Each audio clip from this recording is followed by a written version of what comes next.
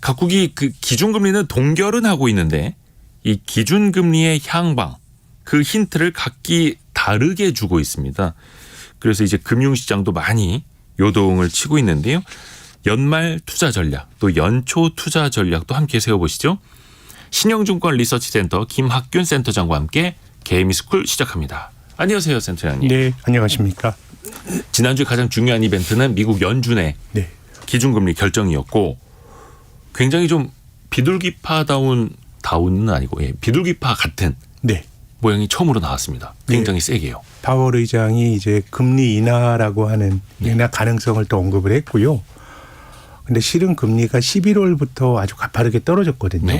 그래서 12월에도 상당히 비둘기파적인 발언을 하더라도 사실 저는 금리가 충분히 좀 떨어진 거 아닌가. 오히려 FOMC 이후로는 금리가 하방 경직성을 나타내지 않을까라고 생각을 했는데 지금 5% 넘어갔던 2년물 국채 4.4 또 5%대까지 갔던 10년물 국채는 3.9%까지 떨어지다 보니까 어쨌든 지금 이제 연준이 금리 올리는 것은 끝났고 지난 7월에 금리 인상으로 끝났고 언제 금리를 낮출 거냐에 대한 여러 가지 예상들이 나오는데 지금 이제 금융시장에서는 내년 3월부터 낮추지 않겠는가라고 하는 관측이 좀 힘을 얻는 것 같고요.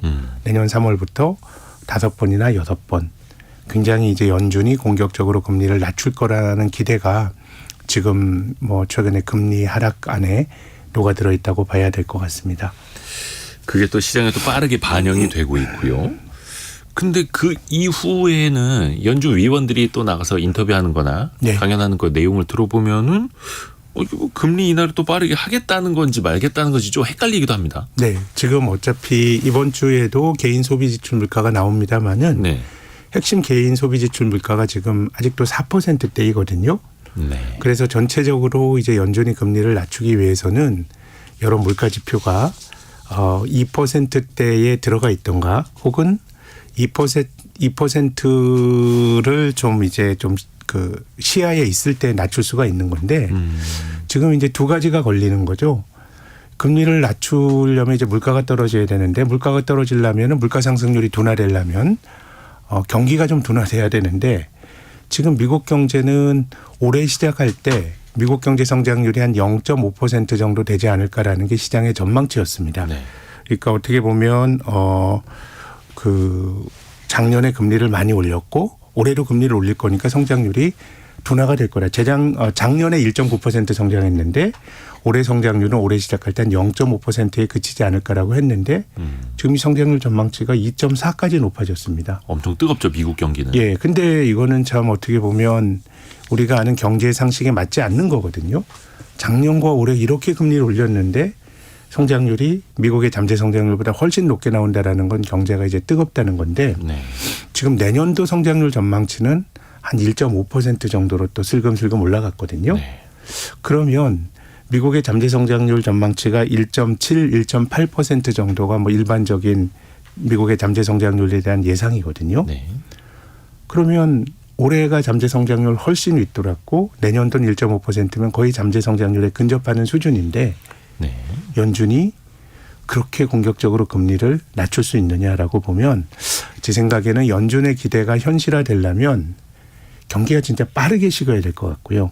아니면 이제 고금리 하에서 금리를 견디지 못한 경제 주체가 좀 휘청휘청거리면서 우리가 올해 초에 이 실리콘밸리 은행이나 미국의 지방은행들 어려움 겪는 거 보지 않았습니까?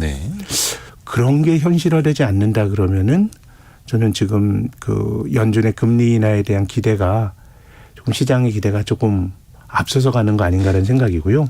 그래서 연말 연초에 이제 금융시장이 불안 요인을 하나 꼽자면 아무튼 우리가 9월 10월에 미국의 금리 올라가니까 글로벌 주식이 조정을 받았고 11월부터 금리가 떨어지면서 또 글로벌 증시가 강한 반등을 하고 있거든요. 그렇기 때문에 금리 인하에 대한 기대가 너무 앞서가서 시장 금리가 많이 내려왔는데 뭔가 이제 이런 기대가 흔들리면서 금리가 올라가는 게 제 생각에는 연말 연초에 나타날 수 있는 하나의 잠재적 위험 요인인데 저는 이런 어떤 그 위험 요인이 현실화될 가능성이 꽤 된다고 봅니다. 항상 시장 금리는 기준 금리보다 앞서거니 뒤서거니 할 수도 있고 또 주가는 그것보다 더 네. 멀리까지 앞서거니 또 뒤서거니 할 수도 있는 거고요. 그래서 그런 또 위험성은 이 가격은 항상 늘 변동이 되는 그렇습니다. 거니까 이게 또 얼마나 반영을 했는 건지도 살펴봐야 되는 거고요. 아까 말씀하셨던 잠재 성장률이라는 건 그 나라가 일종의 전력 투구를 했을 때 네. 물가 상승률을 크게 건드리지 않고 성장할 수 있는 네. 그 잠재적인 범위를 말씀하신 거고, 근데 미국 경제는 올해는 잠재 성장률보다 훨씬 더 뜨겁게 올랐고 네. 내년도 뭐 1.5% 성장으로 올해보다는 좀 식는다고는 하는데 그래도 잠재 성장률 수준이고, 네, 그렇습니다. 그러니 크게 나쁜 거는 아니다를 이제 네. 보시는 거죠. 그러니까 경제가 그리 나쁘지 않은 것과 중앙은행의 공격적인 금리 인상이 뭔가 좀 양립되기는 힘든 거거든요. 그래서 물론 이제 그 금리가 떨어질 거다라고 이제 주장하는 사람들의 논거는 이제 금리는 시차 효과가 있다. 지금 이렇게 금리를 올리게 되면 시차를 두고 경제에 부정적인 영향을 주는데 네. 이제 기준금리가 지금 그 5% 넘는 기준금리가 된 게 올해 한 2분기 중반부터니까 이제 시차를 두고 경제가 나빠질 거야라고 하는 게 어떻게 보면 선행적으로 연준이 움직여야 되고 또 그런 기대를 시장이 선반영하는 게 정당하다라고 보는 견해이고요. 근데 저는 아무튼 지금의 작년과 올해 봤던 미국의 경기 사이클 자체가 너무 과거에 보지 못했던 금리 인상 국면에서 경제가 잘 버티는 게 매우 좀 예외적인 현상이고, 이 예외적인 현상은 제가 몇 차례 말씀드렸지만 중앙은행은 금리를 올리고 있지만 미국 행정부가 돈을 너무 많이 쓰고 있기 때문에 재정 정책. 재정 정책이 경기 하강도 막고 뭐 이제 그런 것 같습니다. 적절하게 경기가 둔화돼야 금리를 낮추게 될 텐데, 그래서 저는 지난 10월까지 시장 금리가 가파르게 올라가니까 네. 미국 행정부가 국채 발행 계획을 조금 축소했거든요. 4분기에. 아하, 네. 근데 이게 이제 내년 초부터는 다시 국채 발행이 늘어나게 되니까 네. 뭐 이런 점들이 제 생각에는 금리에 영향을 줄 수 있는 변수이고, 미국 경제나 어떤 그 바이든 행정부의 재정 지출 계획 이런 걸 본다 그러면 시장이 기대하는 것처럼 조기 금리 인하는 조금 앞서간 기대가 아닌가라는 의견을 갖고 있습니다. 또 내년에는 미국의 대선이 있다 보니까 네. 그러면 행정부 입장에서는 또 재정 지출을 줄이기도 어렵고 네. 뭔가 좀 재정 지출을 늘리면서 정부가 돈을 쓰면서 또 경비를 좀 부양할 필요성도 좀 느낄 수 있고요.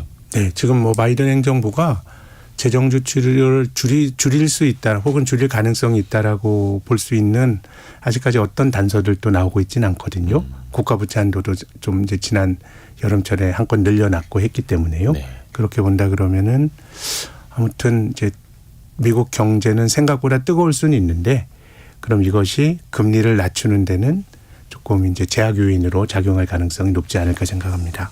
근데 약간 역설적인 게 미국의 행정부가 재정 지출을 늘릴수록 중앙은행이 통화 정책을 완화적으로 가져갈 확률은 또 떨어지는 걸까요? 그렇죠. 왜냐하면 완화적으로 가져가기 위해서는 결국 이제 재정 지출을 늘리는 거는 경제가 상대적으로 강하다는 거고요. 네. 경제가 강하면 물가가 잘 안 떨어진다는 얘기거든요. 네. 그렇기 때문에 이런 상황에서 이제 중앙은행 입장에서는 지난 이제 70년대 우리가 경험했던 그 아주 장기 인플레이션 시대에도 물가가 한 번 꺾이다가 다시 한번 재차 올라가는 2차 파동이 있었거든요. 그래서 내년도에 물가가 우리가 뭐 작년에 봤던 그런 고점까지 갈 거냐, 뭐 이런 부분에 대해서는 뭐 가능성은 높지 않다고 봅니다만은 중앙은행이 목표치로 삼는 수준까지 충분히 떨어질 거냐라 그러면 제 생각에는 재정이 이런 식으로 계속 그 과잉 지출을 하게 되면 물가와 금리는 하방 경직성을 나타낼 가능성이 저는 높지 않을까 생각을 합니다. 그러니까 물가가 다시 이제 반등할 수도 있는데 크게 반등하지는 않을 거고 잘 안 떨어지는 거겠죠. 네. 네, 중앙은행이 인플레이션 목표치를 높이면 모르겠지만 지금처럼 한 2% 인플레이션 목표치를 생각하고 있다 그러면은 상당히 이제 지금부터 그 목표치로 가는 과정은 상당히 더디게 나타날 가능성이 저는 높다고 생각합니다. 그러니까 미국의 소비자 물가 상승률 기준으로 3%대에서는 뭔가 좀 끈적끈적하게 네. 이어질 수 있다. 이렇게 보시는 거고요. 근데 또 한편에서는 아무리 물가가 2%까지는 못 가더라도 상승률이 2%까지 못 가더라도 3%대 초반만 해도 네. 기준금리가 5.5%인 건 너무 높지 않느냐. 네. 그러니까 2024년에 두세 번은 내려야 되는 것 아니냐. 또 이렇게들 제 생각에 예상 혹은 두세 주장을 하죠. 번까지는 좀 합리적일 것 같습니다. 이제 지금 우리가 이야기하는 게 예. 이 1.5% 성장이라고 하는 게 대체적으로 이제 실질 성장률인데요. 네. 여기 물가 상승률을 좀 더한다 그러면은 이게 이제 어떻게 보면 이제 명목금리에 아주 대체적인 타깃이 될 수 있거든요. 네. 그럼 말씀하신 것처럼 3% 물가에 1.5% 성장이라 그러면 한 4.5 정도 되잖아요. 그렇죠. 그럼 금리를 한 3번 정도 낮추는 정도는 합리적인데 네. 지금은 3월부터 시작해서 5번 내지 6번 정도의 기대가 지금 채권 금리에 들어가 있는 거니까 조금은 저는 금리가 좀 과속을 했다라고 해석을 하고 있습니다. 두세 번 인하까지는 합리적일 수 있지만 네. 대여섯 번 인하 그러니까 1%포인트 이상의 인하까지는 조금 너무 앞서간 거다. 저는 그렇게 생각합니다. 그렇죠. 또 그게 또 시장에 얼마나 반영이 되어 있는가가 채권의 가격, 주가의 가격, 네. 주식의 가격을 또 좌우할 수도 있는 거니까요. 아까 말씀하셨던 잠깐 그 미국의 PCE라고 하는 개인 소비 지출이 이번 주에 또 발표가 됩니다. 네, 네. 이것 역시 좀 끈적끈적하게 크게는 안 떨어질 걸로 보세요. 조금은 둔화 3% 내외까지 둔화가 될 걸로 생각이 되고요. 네. 근데 이제 더 중요한 거는 핵심 그 개인 소비 지출이라고 하는 변동성이 큰 에너지와 식료품을 뺀 건데 네. 이건 아직 이제 4%대이거든요. 그래서 핵심 개인 소비 지출이 얼마나 떨어질 거냐가 좀 중요해 보이는데 우리가 전체 물가 지수가 다 들어간 헤드라인 그 소비자 물가 지수는 뭐 어쨌든 꽤 빠른 속도로 떨어지고 있는데 핵심 영역에서는 좀 잘 안 떨어지고 있고 그리고 또 한 가지 눈여겨봐야 될 거는 지금 한국 시장이 미국과 좀 비슷하게 움직이다가 네. 조금 주춤거리고 있죠. 오늘도 이제 마이너스인데요. 코스피가. 제 생각에는 지금 미국의 물가는 잘 안 떨어지는데 네. 중국의 물가는 오히려 소비자 물가 지수 상승률이 전년 동월 비막 마이너스가 나오면서 그 약간의 이제 디플레이션 지향적인 모습이 나타나고 있거든요. 중국 경기가 안 좋으니까요. 그렇죠. 수요의 문제인 것 같은데 네. 미국의 소비자 물가 지수를 구성하고 있는 항목에서도 소위 상품 어떻게 보면 이제 제조업과 연결이 된 이런 그 물가들은 지금 꽤 많이 떨어지고 있고요. 미국도 서비스업 물가가 잘 안 떨어지는 것 같거든요. 네. 자, 그러면 한국은 실물 경제는 중국으로부터 영향을 많이 받고 금융 여러 가지 이제 금융 환경은 뭐 달러 가치라든가 이런 거는 미국으로부터 영향을 많이 받는 거거든요. 네. 그렇게 본다 그러면 지금 어쨌든 서비스업 때문에 인플레이션이 미국이 잘 안 떨어진다라고 하는 거는 달러가 강해지고 미국 금리가 생각보다 안 떨어진다 그러면 상당히 긴축적인 환경인 거거든요. 그러면 여기서 이제 경기가 좋아진다 그러면 상대적으로 한국이 수혜를 볼 수가 있는데 지금 이제 중국의 소비자 물가 지수라든가 글로벌 제조업 물가가 많이 둔화가 되고 있다라고 하는 거는 그쪽에서는 사실 이제 수요가 좀 약해지고 있다는 얘기거든요. 네. 그래서 최근에 우리 시장이 미국을 좀 쫓아가지 못하는 이유 중에 하나가 저는 이제 상품 쪽에서는 디플레이션 리스크가 있고 미국의 물가는 이걸 반영해서 확 떨어지기보다는 서비스업 물가가 여전히 높으니까 잘 안 떨어지고 그래서 경기 개선에 대한 기대가 약해지는데 사실은 경기 개선의 기대가 약해지면 금융 환경은 완화적으로 또 바뀌어야 되는데 네. 완화적으로 바뀌는 속도는 조금 둔화될 수 있다라고 하는 우려 이런 것들이 한국과 미국 시장에 좀 차별화로 귀결되고 있는 것 같습니다. 일단 방향은 기준금리 인하 쪽으로 가는 거는 맞지만 그 속도, 네. 속도에 따라서는 이견이 또 있을 수밖에 없는 거고요. 네. 말씀하셨으니까 그 세계 각국의 중앙은행들을 좀 같이 유람을 한번 좀 해보실까요? 네. 유럽 좀 가겠습니다. 유럽. 네. 유럽도 최근에 기준금리를 동결을 했습니다. 네. 근데 미국도 동결을 했지만 금리 인하 힌트를 준 반면에 네.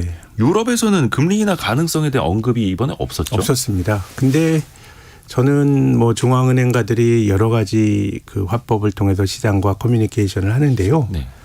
지금 경제가 주요 권역 중에서 제일 나쁜 게 유럽인 것 같습니다.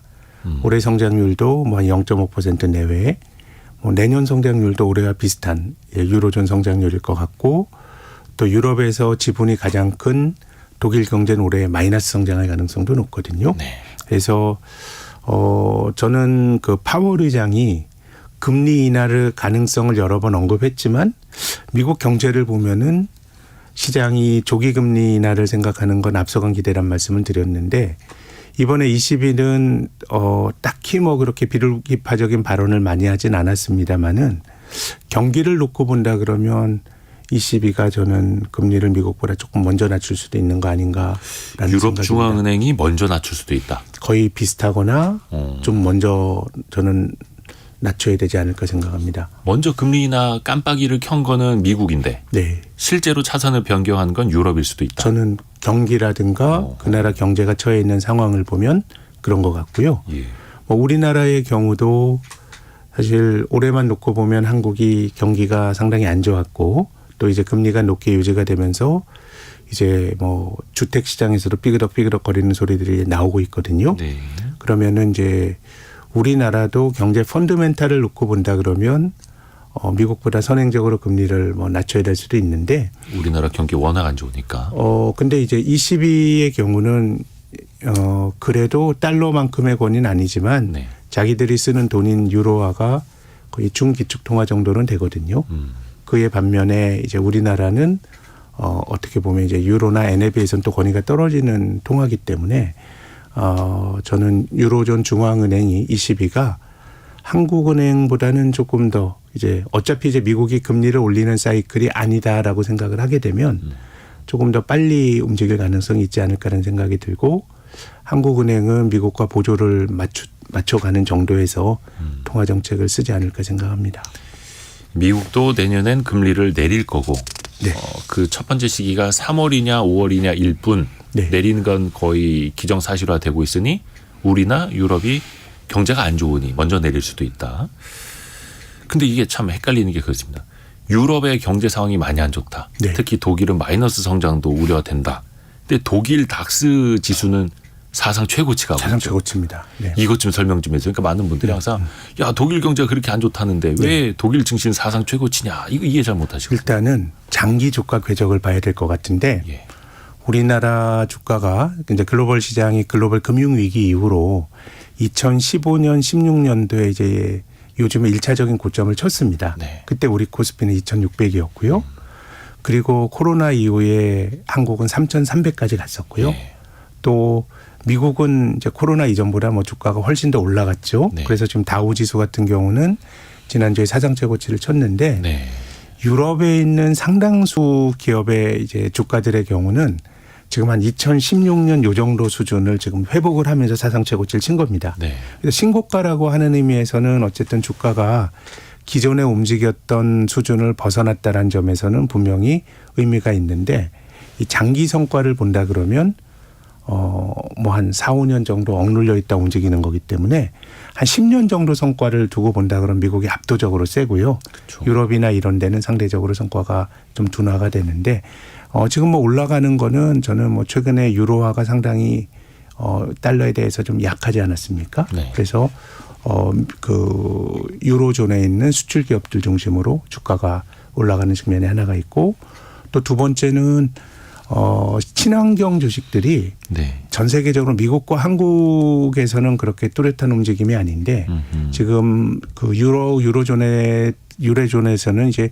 친환경 신재생 에너지 쓰고 이런 것들을 이제 그 성장이 둔화된 대륙의 성장 전략으로 이렇게 좀 쓰는 것 같거든요. 네. 그래서 그런 쪽의 시세 흐름이 특히 바이든 행정부가 재정 지출을 많이 늘린 게 다 신재생 에너지 이런 쪽으로 많이 늘렸거든요. 그래서 수출과 친환경 주식 그리고 기저효과 길게 늘려놓고 보면 상대적으로 주가가 잘 못 오른 데 따른 반등으로 봐야 되지 않을까 싶습니다. 뭐 이탈리아, 스페인 전부 다 지금 뭐 고점 부근입니다. 그렇죠.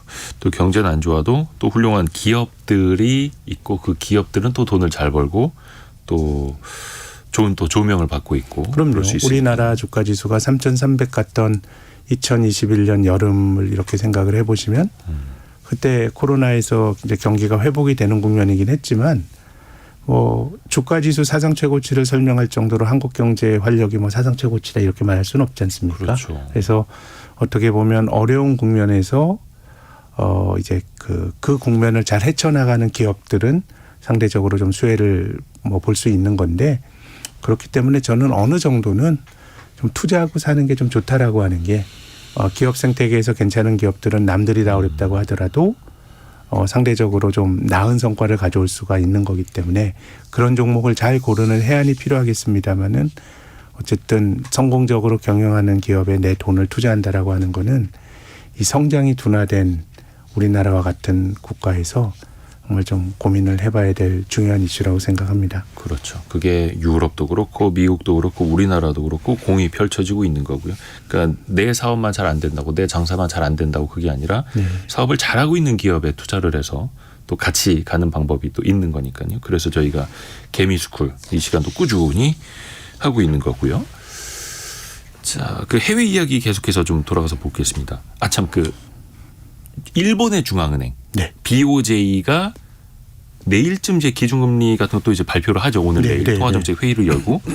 근데 일본은 어떻게 마이너스 금리를 계속 유지할까요? 내일이 될지 연초가 될지 모르겠지만 많은 나라의 중앙은행들이 긴축을 했고, 예. 근데 일본 중앙은행만 사실상 긴축을 안 했다고 봐야죠. 네. 10년물 국채가 움직이는 그 상한을 한 0.5%로 뒀다가 이걸 한 1% 가까이 좀 이제 높이는 그런 정도의 그 어떤 금리 상한선은 조금 완화를 했지만 크게 보면은 이제 완화를 안 한 나라거든요.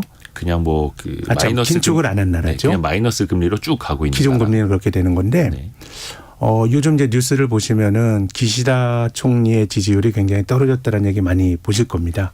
거의 17%? 17%대라고. 그럼 굉장히 어떻게 보면 정치적으로 뭘 하기가 힘든 거거든요. 네. 그러면 저는 이게 어디서 나오냐 하면 지금 일본 주식은 굉장히 또 좋은데 좀 이상하잖아요. 네. 니케이는 한 30년 내 최고치인데 이게 어떻게 보면 수출 관련주들 중심으로 주가가 이제 강하게 올라가고 있는 거고 또 일본은 주주 환원이나 이것 때문에 올라가는 건데 일본에서 경제 활동을 하는 사람들은 너무너무 힘든 겁니다. 그러니까 인플레이션은 어떻게 보면 정권을 바꾸는 게 저는 인플레이션이라고 생각하거든요. 이게 어떻게 보면 역사의 우연과 필연을 딱 연결시키기는 어렵지만 네. 2차 세계대전 이후로 미국이 이제 내년에 미국 대선을 치르지 않습니까? 네. 보통 한번 대통령이 되면 대부분 연임을 했습니다. 근데 네 대통령이 연임을 못했거든요. 한 번 하고 다음 선거에 졌는데. 4명이요? 네, 첫 번째가 이제 포드 대통령이 그랬고요. 네. 70년대 인플레이션 국면에서 대통령이었고 포드 다음에 대통령이 올랐던 카터 대통령도 한 번만 하고 레이건한테 졌습니다. 그리고 아버지 부시 대통령 92년도에 클린턴한테 졌죠.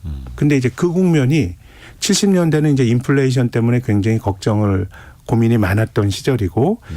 80년대 이후로 크게 보면 인플레이션은 꺾였지만 92년 대선 있었을 때가 이제 걸프전하고 하면서 인플레가 생겼던 거거든요. 그리고 이제 또 한 대통령은 트럼프인데 네. 트럼프 대통령은 굉장히 어떻게 보면 괴팍한 좀 어떻게 보면 좀 설명하기 힘든 괴팍한 행동이나 이런 것들이 대통령으로부터 이제 좀 떨어졌다라고 볼 수 있는데 네. 이걸 제외하게 되면 결국 인플레이션은 이게 국민들 힘들게 하는 겁니다. 그렇죠. 그래서 우리가 고통지수라고 하는 거를 경제학자들이 만드는데 그게 네. 실업률과 물가 상승률을 더한 거거든요. 그런데 예. 지금 일본이 그동안 이제 디플레이션으로 고생을 하다가 물가가 올라가고 하는 게 어떻게 보면 선순환으로 가는 하나의 어떤 단초일 수도 있지만 국민들 입장에서는 저는 일본 국민들은 굉장히 억울할 것 같아요. 엔화가 최근에 좀 많이 절상이 됐습니다마는 불과 몇 달 전까지만 하더라도 달러당 150엔까지 갔죠. 일본 사람들 해외여행 나가는 것도 굉장히 조심스럽고 돈 쓰기 힘들죠. 예, 굉장히 통화 가치가 너무 약해지다 보니까 또 미국 사람들은 불어날 위험이 거의 없는 미국 국채에 투자하면 한 5% 가까운 이자를 받았는데 일본은 중앙은행이 그 금리 상한선을 놔둬서 일본 국채 투자하면 0.8%밖에 못 받고 국민들 입장에서는 굉장히 어려운 겁니다. 그래서 앞서서 그 대표께서 유로존의 경기가 엉망인데 왜 유로존 주가가 좋아요라는 말씀을 하셨는데요. 일본도 마찬가지입니다. 결국 시장에 그 상장되어 있는 이 수출 기업들의 주가는 굉장히 올라가는데 그렇죠.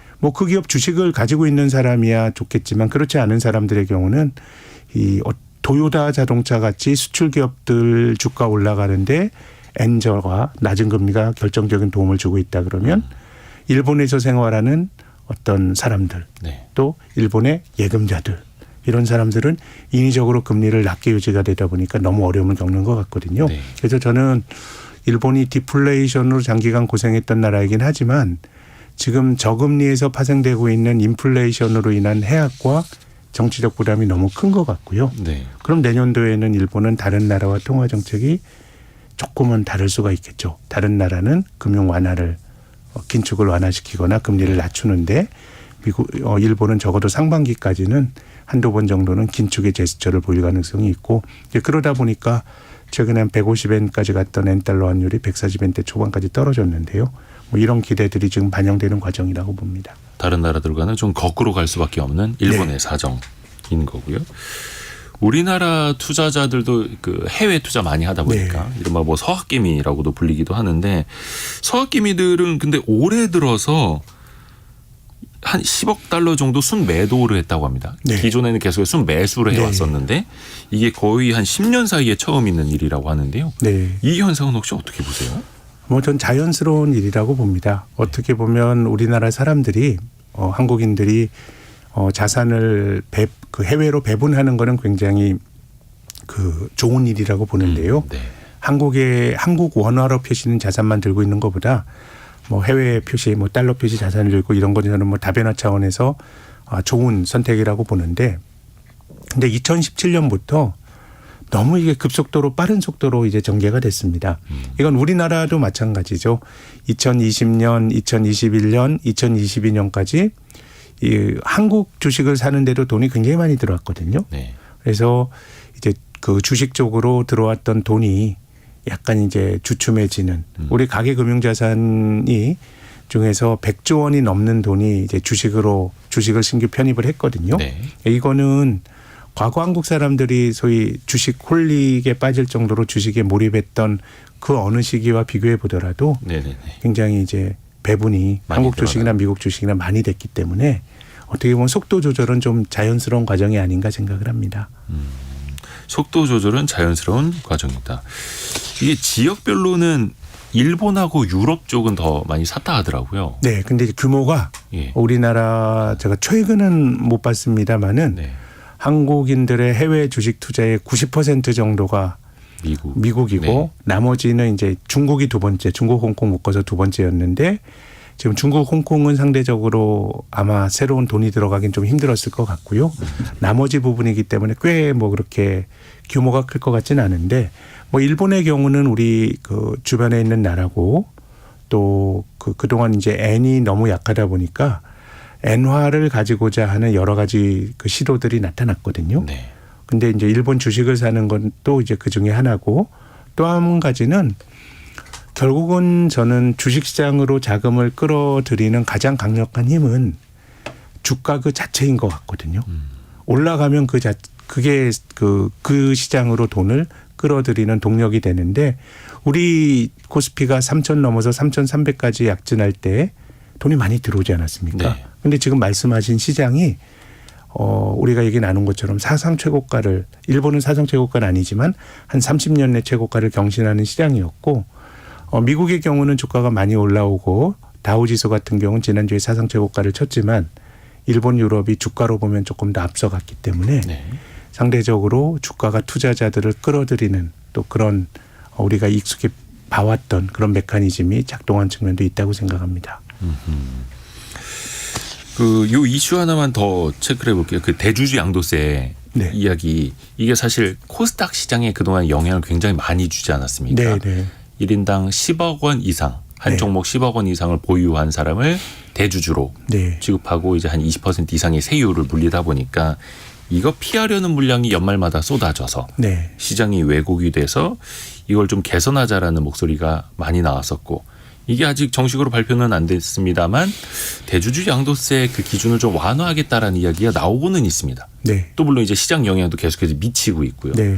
이 자체는 혹시 좀 어떻게 보시는지? 뭐 그 양도세 기준을 현행대로 가져가느냐 완화시키느냐에 대해서는 뭐 여러 가지 논란이 있을 수 있겠죠. 여러 가지 견해가 있을 수 있겠지만 어쨌든 뭐 투자자들에게 세금 내기 좋아하는 사람들은 없으니까요. 네. 그래서 어쨌든 과세를 조금 더 엄격하게 하고 뭐 투자자들에게 유리한 변화이니까 그래서 뭐 굉장히 시장이 코스닥 기온을 반등하고 하는 건 합리적 반응인 것 같은데 근데 다만 그동안 대주주 양도차익 과세가 있을 때는 12월 말에 사고 1월에 또 12월 말에 팔고 1월에 또 사는 일이 네. 발생했거든요. 그렇죠. 그러니까 이건 어떻게 보면 장기적으로 보면 이거는 노이즈였던 거고요. 예. 노이즈였던 거기 때문에 본질적으로 시장에 영향을 주는 아주 큰 변은 아닌 것 같고 네. 오히려 더 중요한 거는 이제 2년 이후에 했던 주식 양도차익에 대한 보편적 과세가 원래 올해부터 시행이 되기로 했었는데 작년 말에 이제 유예를 한 거 아닙니까? 네. 내년까지 하고 2025년부터는 지금의 계획으로는 시행이 되는 건데요. 이른바 이제 금융투자소득세라고 해서 그렇죠. 주식 투자로 얻는 것에 보편적으로 다 양도세를 물리겠다 이런 거죠. 네, 지금 우리가 논의하고 있는 거는 주식을 많이 가진 분들을 대주주로 보고 그 과세를 하겠다라는 게 이제 우리가 지금 대화를 나눈 거고 네. 내년부터 시행이 될 거는 주식으로 돈을 버는 행위에 대해서는 보편적인 과세를 하는 거니까 네. 조금 더 과세가 시장에 더 광범위하게 넓어지죠. 들어오는 거거든요. 네. 내후년부터요. 내후년이군요. 네. 예, 2025년이니까 내후년이군요. 네. 내후년부터니까 이제 뭐 내년 내내 또 이런 논의 과정이 전개가 될 텐데 제 생각에는 대주주 그 한도를 높여주는 것보다는 요 보편적인 금융투자소득세 도입할 거냐 말 거냐 이게 더 내년에 또 이슈거리가 되지 않을까 싶습니다. 큰 영향을 또 미치겠죠. 왜냐하면 이게 같은 세금을 내야 한다면 차라리 미국 주식 투자를 늘리겠다 이런 사람들도 그런 많아요. 자산 물론 배분이 나타날 수도 있고요. 그 네. 기본 공제 금액 자체는 다릅니다만 네. 해외 주식은 250만 원, 국내 주식은 5천만 원까지 기본 네. 공제를 하고 그 이상부터 세금을 물리겠다라는 거니까요. 근데 저는 이게 뭐 어떤 식으로 결정되든지 간에 빨리 결정해야 된다고 봅니다. 불확실성. 왜냐하면 작년 12월까지도 네. 뭐 할 거냐 말 거냐라는 불확실성이 있었거든요. 네네네. 이거는 저는 그 법을 만드는 사람들이 네. 금융 소비자들에 대한 온당한 태도가 아니라고 봅니다. 그렇죠. 제도를 만들어 놓고 거기 맞게 포지션을 내가 어떤 식으로 잡고 이런 기회를 줘야 되는 거거든요. 그렇기 때문에 작년처럼 연말에 논의가 되기보다는 어쨌든 내년에 총선이 있게 되니까 4월 총선 이후로 이 부분에 대해서는 교통 정리를 좀 빨리 해주는 게 맞지 않을까 생각합니다. 그렇죠. 지금 12월 18일 흘러가고 있는데 아직도 예산안도 처리가 안 돼 있고 원래 예산안도 법적으로는 12월 2일까지 처리해야 되거든요. 근데 그것도 한참 늦어지고 있고 그래서 국민들은 그 불확실성 속에서 이거 어떻게 해야 돼? 12월 말까지 지금 2주밖에 안 남았는데 또 이러고 있는 거고요. 그 불확실성이 너무 큽니다. 국내에 조금 불안 요인이 항상 꼽히는 게 부동산 PF인데요.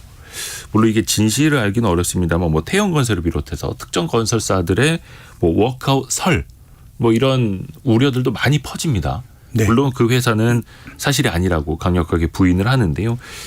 이 부동산 PF랑 지금 건설업계는 좀 어떻게 보세요? 어쨌든 부동산 업 자체가 네. 상당히 부채를 많이 당겨서 하는 겁니다. 그래서 이제 금리가 올라가게 되면 타격을 받을 수밖에 없고 또 원자재 가격 변동이나 이런 것들도 상당히 이제 영향을 많이 받게 되는 거죠. 근데 이제 지금의 부동산 사업은 금리가 거의 제로 금리에서 가파르게 올라갔고 또 이제 주택 소비자, 이 부동산 소비자에게 팔기 위해서는 건설 단가도 많이 올라갔고 근데 지금은 이제 부동산 PF나 이런 쪽에 대해서는 작년에 우리나라 이제 공무원들 중심으로 해서 이제 대주단이라는 게 만들어져서 저는 대주단이라는 건 매우 합리적이라고 봅니다. 왜냐하면 작년 말과 올해 초는 레고랜드 사태도 있었고 금리가 막 올라가고 그랬거든요. 네. 이랬을 때는 굉장히 그 경제 활동하는 사람들의 쏠림이 나타날 수 있습니다. 그렇게 되면 그 합리적 의사결정을 못하고 주식시장에서도 주가가 한 방향으로 과하게 움직이면 서킷 브레이커라는 게 있죠. 네. 한번 천천히 생각해 봐라는 건데 그래서 지금은 어떻게 보면 대주단이라는 게 만들어져서 뭔가 시간을 두고 냉각기를 거친 것 같은데 근데 아무리 생각해도 지금의 어떤 금리 수준과 공사비가 높아진 걸 생각을 한다 그러면 이제 이걸 계속 가져간다 그래서 사업성이 나오긴 좀 힘들 것 같거든요. 그러면 이제는 각 경제 주체들이 자기들이 가지고 있는 포지션에서 발을 떼는 저는 민간의 자발적인 엑sit 과정들이 좀 나올 것 같고 그럼 그 과정에서 좀 이제 취약한 뭐 이런 그 회사들의 경우 특히 이제 중소형 지방에 있는 중소형 건설사들이 걱정이 많이 되는데요. 네. 뭐 그런 그 회사들은 또 이런 어떤 변화에 또 유탄을 맞는 회사들도 나오고 이런 것들이 내년 상반기 정도까지는 저는 이어질 거라고 생각을 합니다.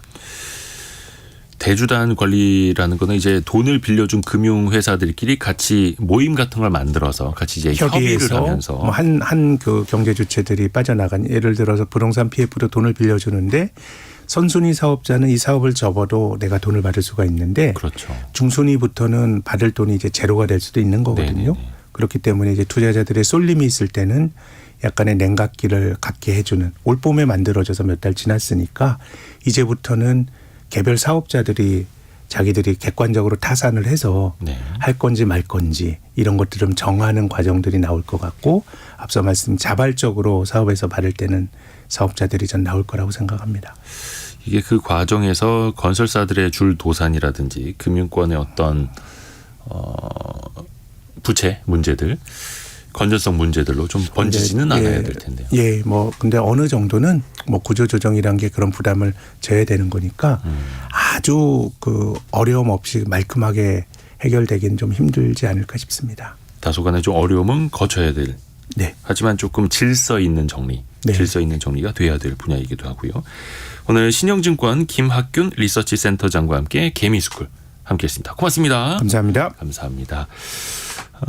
박헌님이 고정 코너인 것 같은데 2주에 한 번 하나요?라고 이제 물음을 주셨는데, 그 2주에 한 번씩 출연자가 달라지시고요. 우리 김학균 센터장님은 2주에 한 번씩 나오십니다. 유튜브를 뒤져서 찾는데 오래 걸리셨다고. 참 김학균 센터장님이 이렇게 인기가 많으셔가지고.